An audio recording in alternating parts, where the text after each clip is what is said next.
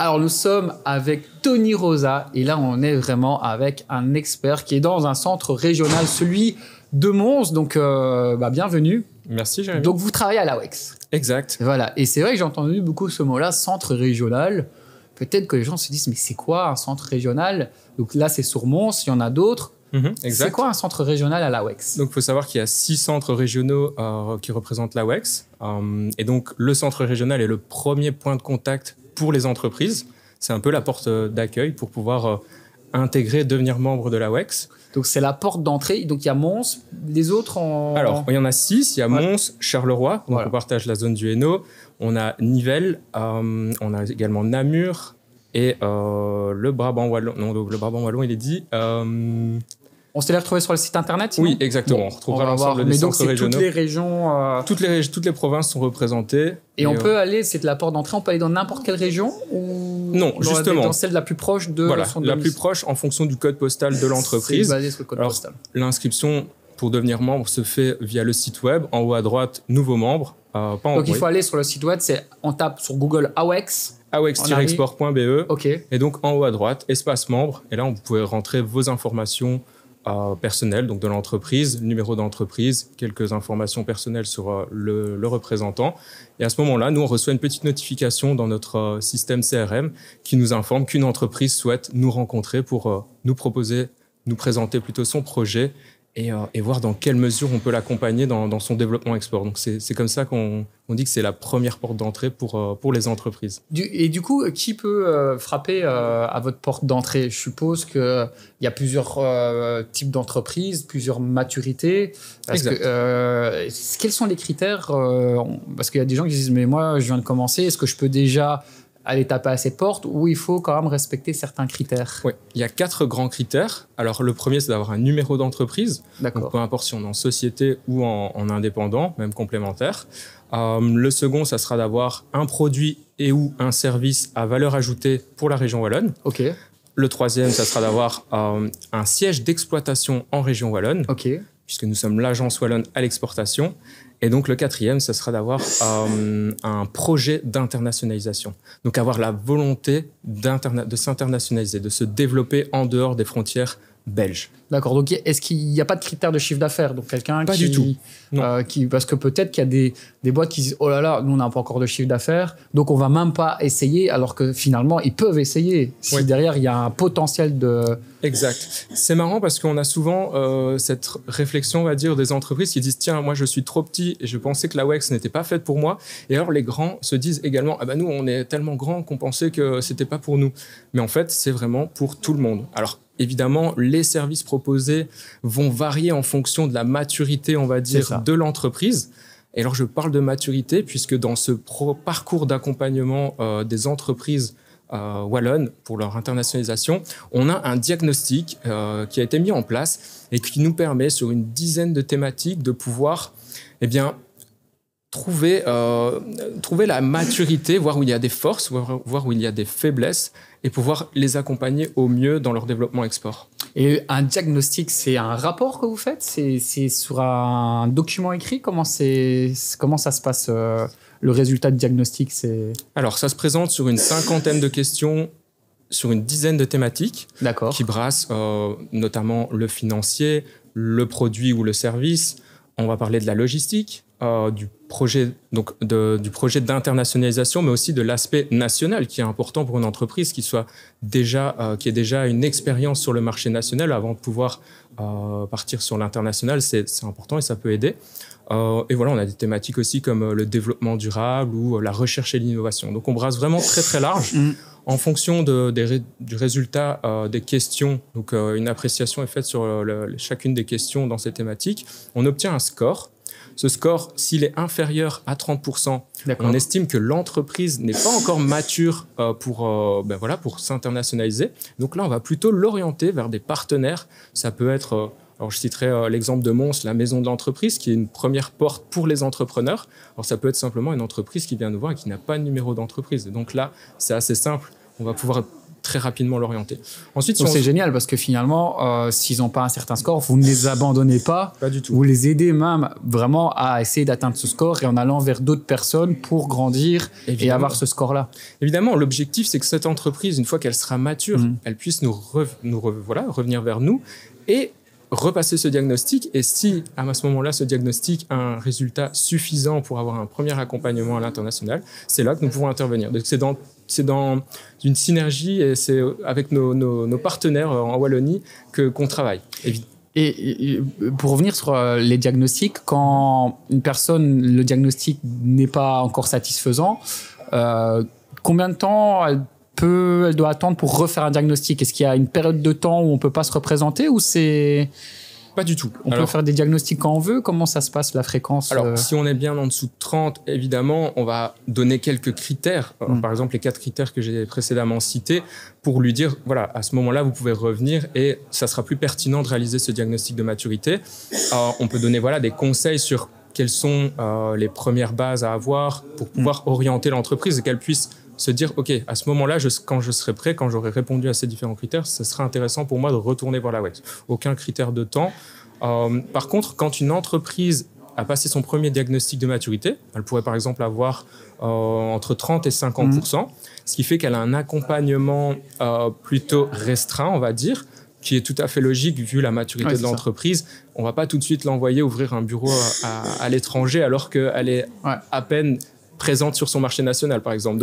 Donc si elle se retrouve entre 30 et 50%, évidemment, dans les 6 à 1 an qui suivent, et si l'évolution de l'entreprise se passe bien, elle peut venir nous revoir, et là, on repasse ce diagnostic, et elle peut justement passer sur un score supérieur qui l'amènera à débloquer, on va dire, des nouveaux services de la WEX, et qui permettront au fur et à mesure de grandir à la grande jusqu'à aller à la grande exportation. C'est vraiment construit intelligemment, donc c'est en fonction du niveau, des scores, vous avez plusieurs services, vous avez combien de paliers comme ça de services, du coup Alors, en dessous de 30, comme je l'avais expliqué, on est redirigé vers un partenaire. Ouais.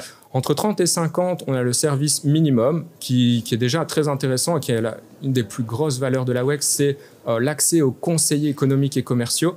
Donc, c'est vraiment avoir un contact, on va dire un point relais sur un marché international. Totalement gratuit pour les entreprises. Donc, les entreprises peuvent aller le consulter tout à fait. Gratuitement avec tant qu'ils veulent. Tant qu'ils veulent. Alors, évidemment, si elles se retrouvent entre 30 et 50%, on va analyser quel est le projet de l'entreprise et voir quels sont les axes principaux et prioritaires pour cette entreprise. On ne va pas lui donner accès aux États-Unis ou alors à des choses si ça n'a pas une pertinence, un réel intérêt pour cette entreprise. Donc, on va plutôt limiter ces marchés, ces conseils de CEC sur certains marchés pour l'aider aussi, pour ne pas l'envoyer au casse-pipe. Voilà, exact. D'accord. Et après, le palier d'après, c'est comment ça évolue les services? Eh bien, après, on a entre 50 et 80%. Alors là, tous les services, on va dire quasi tous les services de la WEX sont accessibles. Donc, les différents supports, on parle de la consultance via la plateforme Chèque Entreprise. Évidemment, les conseils économiques et commerciaux, qui sont le service de base. On aura également le support communication, le support prospection pour la participation à des foires, des salons, pardon. Je peux la refaire si vous voulez. Non, vas-y, de toute façon, on cotera. Du coup, le support communication, donc pour par exemple réaliser des brochures, des vidéos de présentation. L'aspect digital. Les brochures, vous financez tout? Vous financez une partie? Comment ça se passe? C'est des aides? Quelqu'un qui veut faire sa brochure?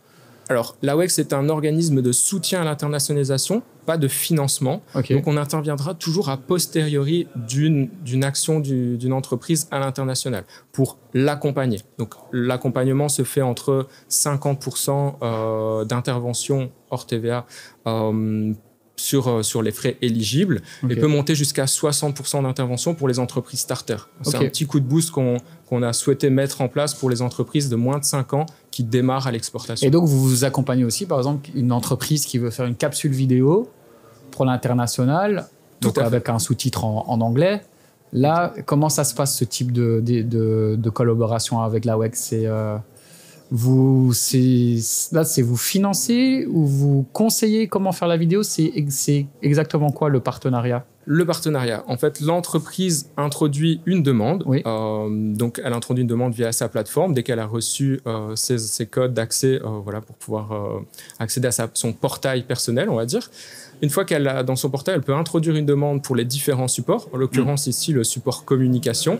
Et alors, avec la liste des frais éligibles, elle doit prévoir sur les 12 prochains mois quelles seront les actions qu'elle va réaliser en communication. D'accord. Elle peut se dire, bah, tiens, moi, dans les 2 prochains mois, j'aimerais faire appel à une boîte de communication pour réaliser une vidéo de présentation de mon entreprise, de mes produits, de mes services, par exemple pour participer à une foire internationale. Donc, il faut un peu expliquer le contexte de la demande, évidemment, et qui est vraiment un lien d'internationalisation. Et là, dans les frais éligibles, on peut retrouver évidemment la traduction, donc des voix off, des sous-titres, toute la chaîne de production de la vidéo. Et nous, on intervient simplement a posteriori, donc en remboursement des frais éligibles à l'aide en question. Et ça, les remboursements, ça met du temps à arriver ou c'est quoi le... Alors, on a justement, depuis l'année dernière, instauré un principe de confiance, c'est-à-dire que à l'introduction de ce projet annuel sur les 12 prochains mois, par exemple, en communication, l'entreprise va percevoir, si elle obtient un accord sur son projet, va percevoir 50% du subside qui lui sera octroyé en finalité. Donc, on peut prendre l'exemple de la communication qui peut aller jusqu'à 5 000 €. Elle obtiendra à l'accord de la subvention 2 500 €.